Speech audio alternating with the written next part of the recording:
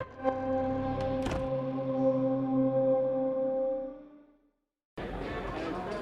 on, light, stop. There we go.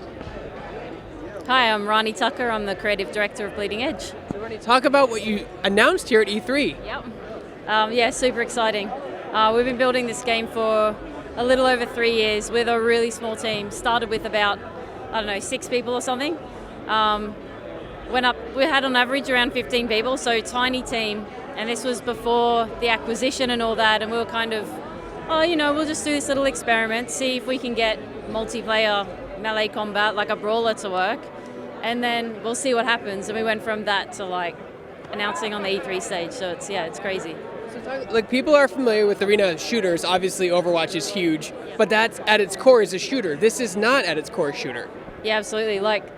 The whole point of Bleeding Edge is that after doing DMC, because I did the combat on DMC, the one that Ninja Theory did, obviously, and after that I wanted to do more melee combat because I like making it. I like working with animators and working on the touch and feel.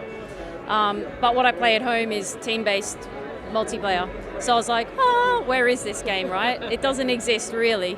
And actually a little bit after I had this idea, Anarchy Reigns came out, and I was like, that's cool.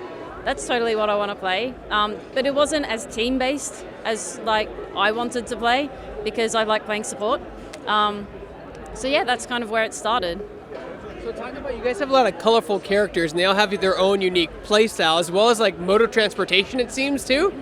Yeah, most of the characters have a hoverboard that they can ride on. It's mostly for getting around quickly between combat, getting back into the action, whatever.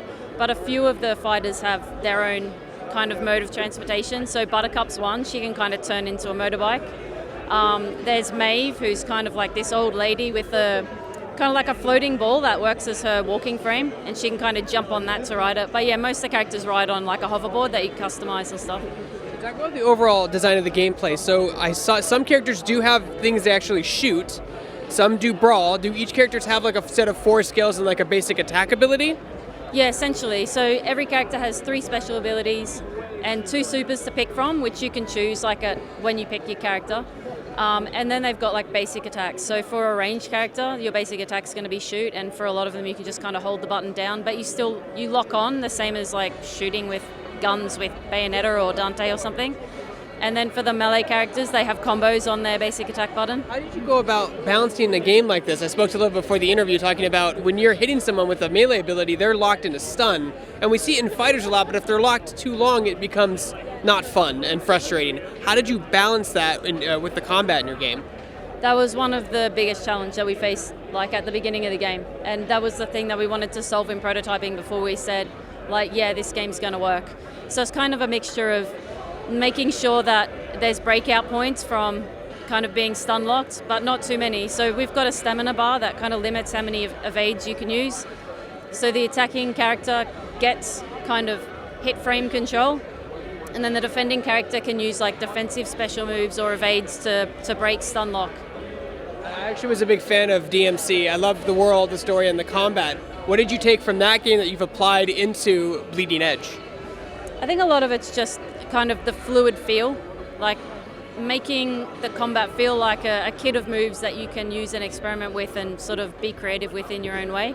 But rather than all that being on one character, like in a DMC or something like that, this is kind of that breadth of combat is spread across all of the fighters, and you need to find cool ways to combo them together. Speaking of the fighters, this had to be really fun trying to create these unique individual fighters. Talk about that process. Oh man, it was super fun. We've got a really fun team as well, and just throwing ideas out. But we wanted every fighter to feel really unique and interesting, and have a little twist that made them a little bit different to what you expect. Yeah. So, what modes can you talk about if there are more than one, and what are you showing here at E3 specifically? Yeah, there's 2 game modes right now. One is a kind of typical capture point kind of objective control mode, which the guys are playing now. And the other is kind of a pick up and delivery mode. So you need to run around the map and pick up power cells, and then the phase will change to a delivery phase, and then you hand them in at a delivery zone. That's really cool. So talk about the art style in the game. It's I really it's very cartoony. Yeah, the art director Aaron is a big fan of Tekken Concrete, so we took quite a bit of inspiration from that. But like graphic novels in general and like anime like Akira, we both like Ghost in the Shell. So yeah, we took a lot of references from stuff like that. We wanted something to be sort of fun and lively like the gameplay is. We didn't want something kind of dark or gritty or sinister because the game's so lighthearted and kind of tongue-in-cheek, so we wanted the art to match that. Are you going to have like cosmetics and various skins in your game? Right now we don't have skins, but you can customize your hoverboard, which is cool, like different like meshes, paint jobs, stickers that you can put on there, trails and stuff. So yeah, all that's like earnable through gameplay as well.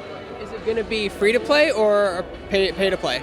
Well, it's going to be on Games Pass, obviously, but it's gonna have a premium price point. I'm not exactly sure what that is right now, but still working on that.